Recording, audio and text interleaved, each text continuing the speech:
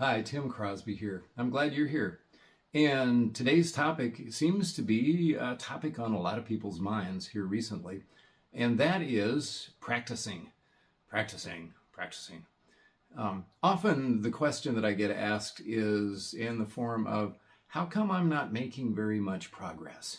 I've been doing this now with you for however long, or not even with me. I've been doing this for, fill in the blank, how long, and I think I should be making more progress. And the answer, which pretty much everybody already knows who is tackling an instrument, is you got to practice more. So we're going to talk about ways to practice more and have more fun at it, maybe make more progress. And most importantly, I think, is lose the guilt about it.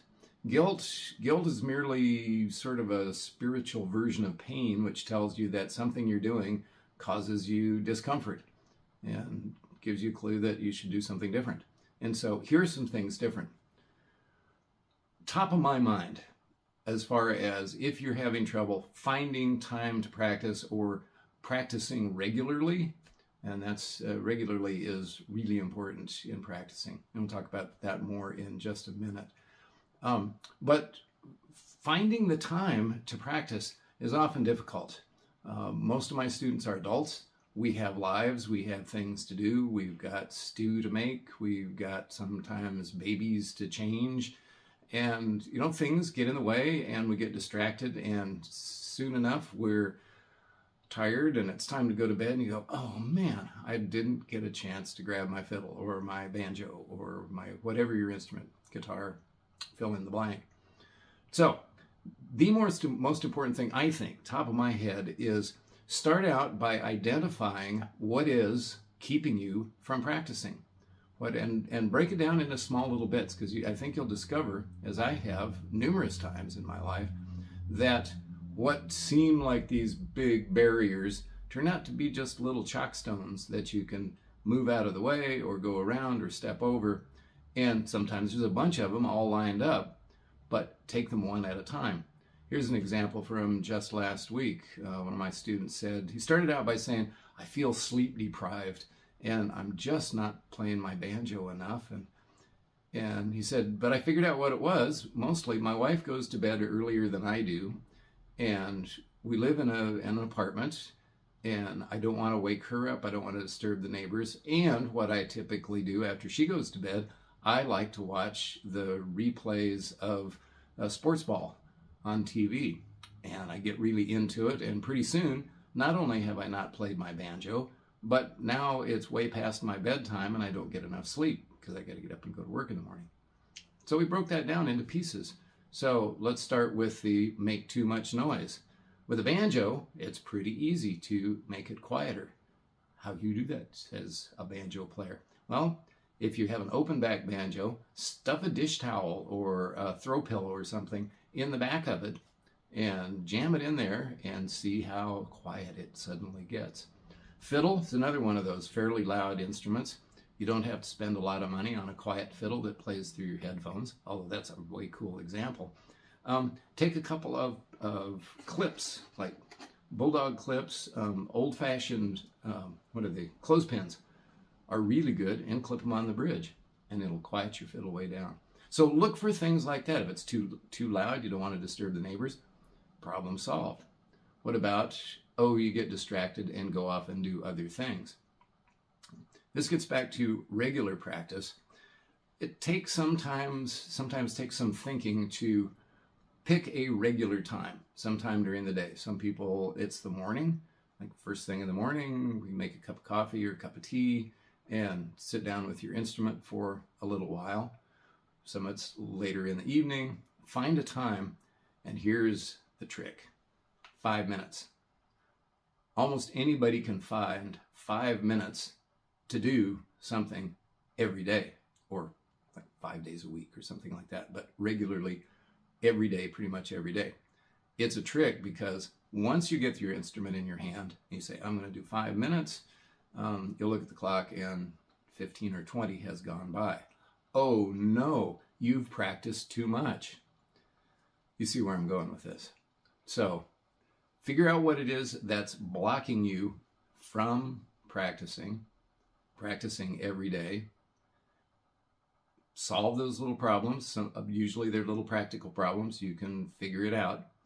And then give yourself a designated time that you're going to check in with your instrument every single day. It's been demonstrated time and time again, over and over, with scientific studies even, that 5 minutes a day is far more beneficial to your progress than a half an hour once a week. So little increments. Which then leads to the third thing. What do you do if you're just going to take 5 minutes? If you really only have 5 minutes, you're going to set a timer or whatever that is, on your phone that says 5 minutes is up, time to go. What do you do in 5 minutes? Well, then you have to kind of sit down and methodically maybe jot down or make a mental list of those little bits of things that you can work on. Easy place to start are scales. For most of the melody instruments, like the fiddle or the mandolin, just play some do, re, mi. And then there's a whole series of interesting scale exercises. They're often called folded scales.